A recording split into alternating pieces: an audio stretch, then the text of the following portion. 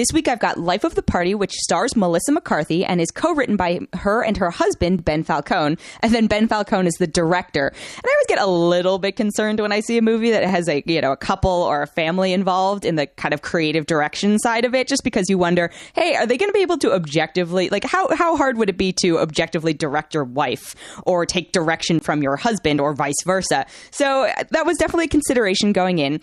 The premise is that McCarthy plays a mom, and her life very much centers around being a mom. She actually dropped out of her senior year of college when she found out she was pregnant because her dick of a husband, I'm just going to say it, who's played by Matt Walsh, he's like a terrible guy in this. And he says, there's only enough money for one of us to finish our degrees, which I'm like, that is such a horrible, antiquated idea. Like, shame on him.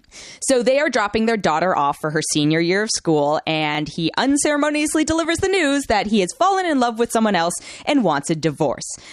But, again, this guy, Matt Walsh, is a funny person. So it's, obviously he's playing a character, but I was like, man, I'm ready to hit you. You are the worst. So McCarthy has to deal with kind of the fallout of that. And she decides, you know what? She is going to go back to school and finish her degree. Now, her degree is at the same school that her daughter is enrolled in. So, of course, the comedy is all going to be about having your mom at the same school as you and having your daughter at the same school as you and kind of the social dynamics and bizarreness surrounding that. So her daughter's played by Molly Gordon, and she has a bunch of sorority sisters that Melissa McCarthy then sort of interacts with. Although I have to say, the sorority sister kind of juxtaposition of young and old is fine and funny, but the best relationship of this entire film is Melissa McCarthy and Maya Rudolph. Maya Rudolph plays Melissa McCarthy's best friend, Christine, and I'm like, everybody needs a Christine in their life. She has her back 100%. It's Maya Rudolph at her best. I loved it so much. A lot of actually the elements of this reminded me a little bit of Bridesmaids, which also stars Rudolph and McCarthy, and it had Kristen Wiig, but some of the formula kind of follows along. There were moments I was like, okay, they clearly just like doing these things in these types of female comedies.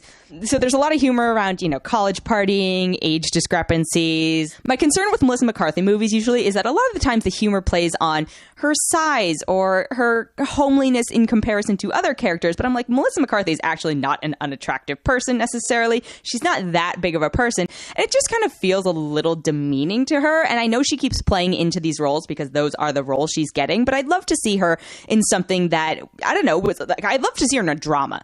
I'd love to see her in a dark comedy or a drama that isn't surrounding or revolving around these aspects of her. And I think this movie was a little bit of a transition into that. The comedy was more about her being a mom than it was her being a little on the bigger side or homely or whatever whatever you want to call it. So I appreciated that part about it. They're trying to play into a lot of different types of humor, and I don't know if it always works. There are parts that I absolutely admit to laughing out loud. The whole theater just broke out into a guffaw, oh my God, laughter at certain points. And I was impressed because it was a very diverse group of people who was in the screening I was in. So I was like, okay, this movie seems to have appeal across the board. It's trying. I give it credit for trying. It doesn't always land. There are certainly sequences that I was like, you know what, this is dragging on a little bit too long for my taste.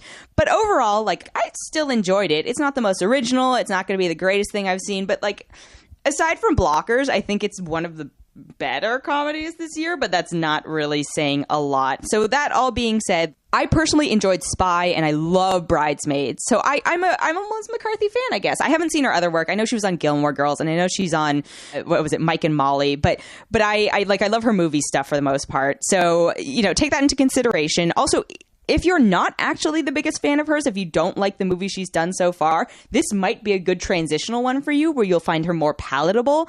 A lot of the moments fell a bit flat, so unfortunately, I'm only going to give it 3 out of 5.